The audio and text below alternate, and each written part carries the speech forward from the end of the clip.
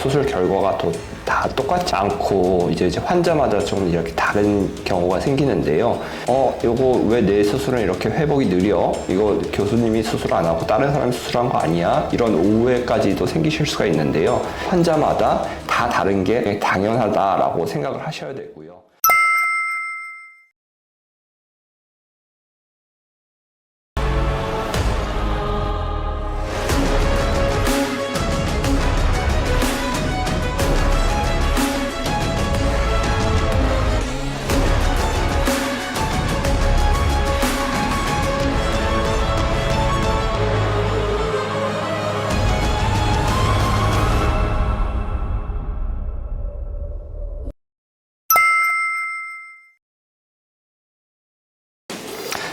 안녕하십니까. 정형외과 수술의 이해와 오해라는 이제 두 번째 주제로 이제 같은 정형외과 의사가 수술을 해도 수술 결과가 환자마다 다른 경우가 생기는데요. 그 이유에 대해서 좀 설명을 드리도록 하겠습니다. 저도 이제 사실 얼마 전에 같은 수술을 같은 날짜에 하신 분들이 있고 또 우연하게도 이제 같은 병실에 배정이 되셨는데 한 분은 이제 수술하시고 나서 일주일 만에 이제 다 회복해서 가시기도 하셨고 다른 한 분은 이제 다 회복해서 이제 가시는데 한 2주 이상 걸리셨거든요. 그래서 다른 환자 입장에서는 보셨을 때 이거 왜 내 수술은 이렇게 회복이 느려? 이거 교수님이 수술 안 하고 다른 사람이 수술한 거 아니야? 이런 오해까지도 생기실 수가 있는데요. 그 부분에 대해서 설명을 드리도록 하겠습니다. 이 부분에 대해서 설명을 하기 위해서는 이제 환자분의 전신 상태 회복에 대해서 좀 이해를 하셔야 됩니다.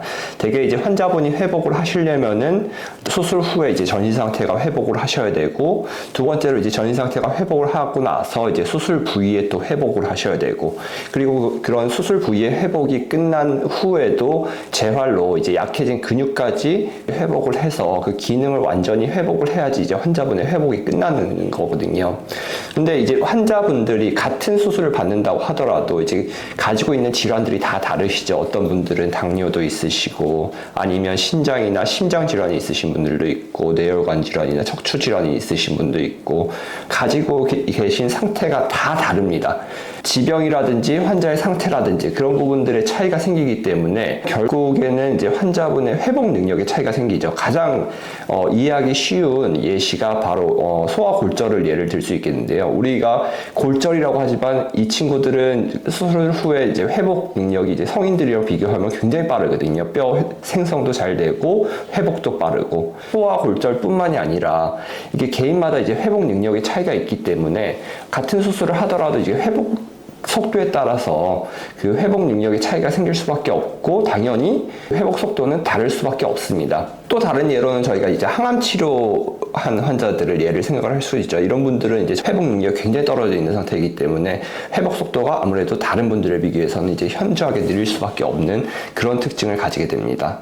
또 이게 같은 이름의 수술이라고 하더라도 완전히 서로 다른 이제 수술 난이도를 보이게 되는데요. 예를 들어서 똑같은 양상의 골절이라고 하더라도 이 환자가 굉장히 비만하거나 아니면 근육질에서 근육이 굉장히 많이 발달되어 있으면은 수술 부위로 접근하는데 굉장히 좀 제한이 많이 되시거든요. 그러면은 같은 골절이라고 하더라도 이제 수술 난이도가 굉장히 올라가게 되죠. 이게 환자분의 그런 특성들에 따라서 수술 난이도는 완전히 다르다고 할 수 있습니다. 또 이제 생각을 해야 되는 게 이제 환자분들이 치료를 받는 질환만 있으시면 좋은데 대부분 그런 경우는 흔하지는 않거든요. 이제 특히 고령의 환자분들 같은 경우에는 이제 척추에 문제가 있다든지 아니면 혈관 이상이 있다든지 대개는 이제 무릎 증상을 얘기를 하시지만 무릎 증상이 단순히 그 질환에 인한 것뿐만이 아니라 다른 지병으로 인한 복합적인 증상으로 가지고 있는 경우가 많습니다. 그래서 이런 부분들은 저희가 수술을 한다고 하더라도 이제 증상이 완전히 좋아진다기보다는 기존에 이렇게 지병으로 인한 증상들은 이제 남을 가능성이 굉장히 높아지죠.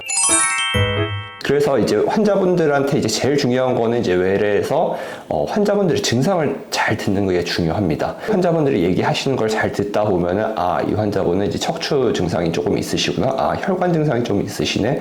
관절에 대한 치료를 했을 때 관절의 문제로 인해서 더 많이 불편한 거냐, 아니면 다른 기존 지병 때문에 더 불편한 거냐, 이 두 개를 감별을 하는 게 굉장히 중요한데요. 기존 지병으로 인해서 불편한 거라고 한다면 저희가 수술을 하더라도 사실 환자분들이 정말 많이 불편한 부분들은 이제 호전이 되지 않겠죠. 그래서 결국에는 이제 환자분들의 증상을 듣고 진찰을 해서 정확하게 판단하는 게 중요하고, 결국에는 이제 환자들이 기존에 가지고 있는 지병이 있기 때문에 환자와 대화를 통해서 이 수술을 해도 어떤 부분들을 이제 좋아지는 게 기대를 할 수가 있지만, 어떤 부분들은 이런 증상들은 조금 남을 수 있다라는 현실적인 기대치를 조절해 주는 게 저는 굉장히 중요하다고 생각을 합니다. 그리고 또 이제 말씀드려야 되는 건 이제 질병의 상태인데요. 정형외과 질환의 용어에 애매한 부분들이 있습니다. 사진을 보면서 설명을 드릴 텐데요. 지금 보시는 사진은 이제 정상 반월성 연골이고요. 보시는 것과 같이 이제 매끄럽게 연결되어 있는 게 정상입니다. 우리 몸에서 이제 쿠션 역할을 하고 있고요. 그런데 우리가 반월상 연골 파열이다라고 진단을 하지만 반월상 연골 파열이 이제 환자마다 이제 모양도 다르고 크기도 다릅니다. 이 사진에서 보는 것 같이 이 뒤쪽으로 해서 완전 처음부터 끝까지 다 찢어지신 분들도 있고요. 어떤 분들은 이렇게 찢어지셔가지고 찢어진 부위가 접힌 형태로 이렇게 오시는 분들도 있고요. 또 이렇게 찢어진 부분들이 관절 사이에 끼어서 오시는 분들도 있습니다. 또 어떤 분들은 그 반월성 연골 파열 증상이 굉장히 오래되셔가지고 굉장히 퇴행성 변화를 많이 이제 동반하시는 분들도 있고요. 이 환자는 이제 퇴행성 변화가 굉장히 심해서 또 거기에다 이제 사상 파열까지 동반되는 환자도 있고, 이렇게 처음부터 끝까지 다 찢어지신 분들도 있습니다. 그래서 우리가 흔하게 요거를 반월상 연골 파열이라고 얘기를 하긴 하지만 실제로는 이게 완전히 다른 질환들이고요. 당연히 수술을 한다고 하더라도 그 수술 시간이라든지 방법이라든지 수술을 하고 나서 그 예후라든지 회복 기간이라든지 재활 과정 자체는 이제 환자의 상태에 따라서 완전히 달라지게 됩니다. 그렇기 때문에 우리가 같은 질환으로 부르고 반월성 봉합술을 한다라고 하더라도 이제 환자마다 그 치료 과정은 완전히 달라질 수밖에 없습니다. 그리고 환자의 이 질병이 또 얼마나 오래되었는가, 이 부분들이 굉장히 중요한데요. 질병이 오래되는 경우에는 단순히 그쪽 문제만 생기는 게 아니라 그 주변에 이제 조직 손상 정도도 이제 환자마다 다 다릅니다. 예를 들어서 관절염 환자라든지 반월성 연골 파열이라든지 이런 환자들도 실제로 안에서 들어가 보면은 연골 상태가 이제 많이 다를 수도 있고, 주위의 조직 전체가 구축이 많이 와 있는 경우도 있고, 결정적으로 환자분들의 근육 상태도 이제 굉장히 오래되신 분들은 통증으로 인해서 근육이 많이 빠진 상태로 오시게 되거든요. 그래서 아까도 말씀드렸지만 회복하는 과정이 수술한 부위에 대한 회복이 아니라 수술에 대한 회복을 끝나고 나서 재활까지 들어가서 약해져 있는 근육의 기능을 완전히 회복해 줘야지 환자분들이 회복을 하시는 거기 때문에 당연히 그 회복하는 과정이 환자마다 다 차이가 생길 수밖에 없죠. 우리가 잘못 알고 있는 거는 수술을 한다고 해서 100% 이제 회복을 한다라고 생각을 할 수 있지만, 수술을 종료하는 시점이 사실은 어떤 면에서 봤을 때는 시작일 수도 있습니다. 왜냐하면은 그 다음에 재활 과정이 남아있기 때문이죠. 지금 이제 동영상을 하나 보여드릴 텐데요. 이 환자는 이제 반월성 연골에 수평 파열이 있어서 저한테 오신 환자분이시고요. 수술을 권유를 받았는데 제가 수술하지 않고 주사 치료랑 운동 치료를 병행한 환자분이고요. 이 환자분 인터뷰를 잠깐 보시겠습니다. 처음에 병원 오셨을 때 증상이 어떠셨어요? 쪼그려 앉지를 못하고 통증이 심해서 일하는데도 많은 제재를 받아갖고 저녁 쪼그려 계단을 내려갈 때 많은 어려움을 가지고 그렇게 해갖고 방문하게 되었습니다.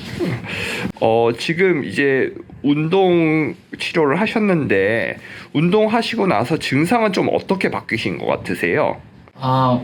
그날 교수님이 얘기를 하기를 주사를 맞고 운동만이 그거다 해갖고 주사를 맞고 조금 통증이 덜한 것 해갖고 운동을 처음에는 힘이 들었었는데 그래도 좀 참고 하루 이틀 3일 일주일씩 하다 보니까 조금씩 근육이 잡히면서 이제 쪼그려 앉거나 계단을 내려갔을 때나 그런 데가 거의 그때만 12 통증이었다면은 지금은 한 2, 3 정도로 지금 많이 다운돼가 있는 상태입니다. 예, 알겠습니다. 감사합니다. 이 환자분을 사실 동영상으로 제가 보여드린 이유는 이만큼 우리가 근육 회복하는 것게 굉장히 중요하다는 겁니다. 이분은 실제로 수술도 하지 않았지만 본인이 통증을 조절을 해주고 또 운동 치료를 통해서 이제 근육까지 이제 회복을 하니까 이렇게 증상이 좋아지실 수가 있는 거거든요. 그래서 이제 환자분들이 이런 근육을 회복하는 과정까지 끝나야지 완전히 좋아질 수 있다라는 거를 알고 계시면 될 것 같습니다. 수술자의 상태도 아마 영향을 미칠 수 있겠죠. 뭐 예를 들어서 그 수술자가 수술이 너무 많다든지 이래가지고 과로를 했다든지 체력 상태가 좀 많이 떨어져 있다든지 심리적으로 불안정한다든지 뭐 이런 부분들이 결국에는 수술에 조금 영향을 미칠 수 있을 것 같긴 합니다. 하지만 이게 수술 중에 이제 발생하는 문제에 대한 판단에 조금 영향을 미칠 수 있긴 하겠지만 실제로 제 경험상은 수술 결과에 미치는 영향은 상대적으로 굉장히 적은 것 같습니다. 그런 부분보다는 이제 환자분의 개인마다의 특성과 상태에 영향을 미치는 것 같다라는 게 제 개인적인 생각입니다. 요약해서 다시 말씀을 드리면은 같은 이름의 질환과 같은 이름의 수술이라도 이제 환자분의 상태와 질환 상태가 완전히 다른 수술일 수 있고 또 회복 과정도 이제 환자마다 개인의 특성과 지병과 여러 가지 근육 상태라든지 여러 가지 요소가 작용하기 때문에 다 다른 게 어떻게 보면은 굉장히 당연하다라고 생각을 하셔야 되고요. 수술자의 상태가 수술 과정에 영향을 미칠 수 있긴 하지만 실제로 수술에 미치는 영향은 굉장히 미미하다고 할 수 있겠습니다.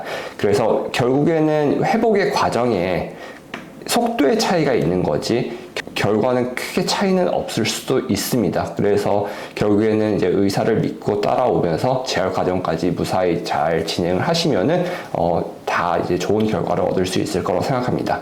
경청해 주셔서 감사합니다. 구독, 좋아요, 알림 설정은 영상 제작하는데 큰 힘이 됩니다.